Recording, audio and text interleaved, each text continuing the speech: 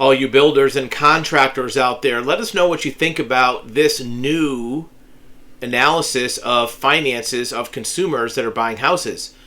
According to National Review, it takes a six-figure income now required to afford a median home. This is a big deal. In fact, it's more than just a six-figure income, it's the increase. According to the report, home buyers must now earn $107,000 to be able to service a monthly mortgage payment in 2022. By comparison, Americans only required $73,000 in 2021. So that's a 1 year jump. So yeah, the $107,000 is a big deal, but the jump is huge. Think about that. If you take $107,000 minus $73,000, that's a $34,000 increase in the income, the earnings that somebody needs to buy a median price home. $34,000. Well, if you take $34,000 over the $73,000 it used to be, that's a 50% jump. 50% jump in the amount of income somebody needs from 1 year, 2021 to 2022. Now, forget about what that does for the housing market or for prices or for sales volumes. What I want to know from you builders and contractors, what is that going to do for your business as a builder? If you are a general contractor, if you're a builder, are you going to be building any spec homes? Are you going to be launching any major new developments for building subdivisions? What do you think it's going to do for remodel?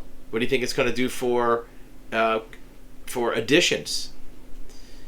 Well, the logic says that if it takes $100,000 to buy a new house, people aren't going to be buying another house. They're going to be adding on to their existing house. If you're already a homeowner, you're going to be remodeling your house, so it may help remodels. But is it going to be a self-fulfilling prophecy? Here's why. If builders aren't going to be building new homes on speculation, or if less people are going to be buying new homes, new construction is going to slow to a halt. In fact, it already is. What is that going to do for home inventories in 2025 and 26 and 27, right? So there's already a 3 or 4 million home deficiency in the marketplace. There's 3 or 4 million people that want to buy a house that there's no houses available for.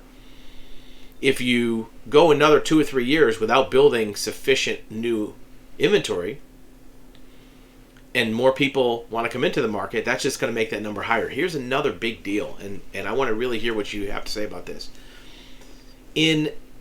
Up until the 1980s, in the 50s, 60s, 70s, homes were built to basically last forever.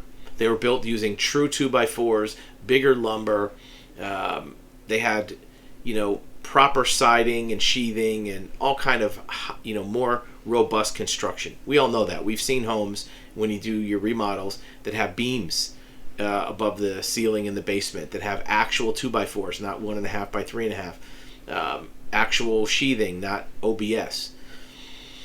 In the 1990s, or about 1990, home construction business model changed, and the major builders started building homes that were designed to last for 40 years, not forever, not lifetime.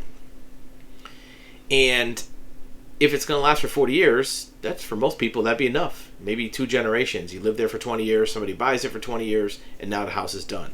Well, 1990 was about 40 years ago. It will be in 2030.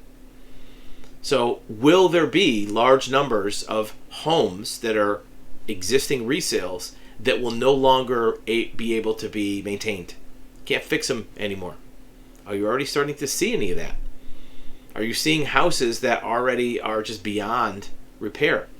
And it doesn't have to be 1990.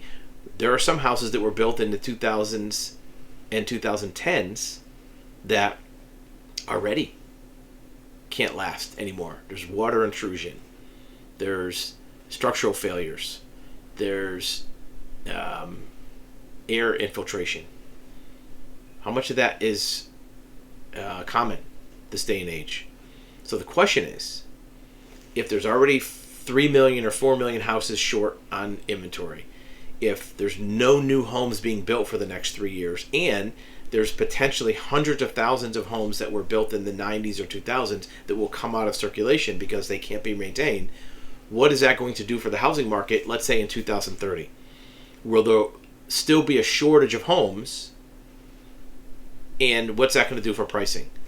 Your opinion is valuable. We want to hear what you think from the perspective of a builder or a contractor, or even somebody who works for a builder, so we can get an idea of what you're seeing in your neck of the woods.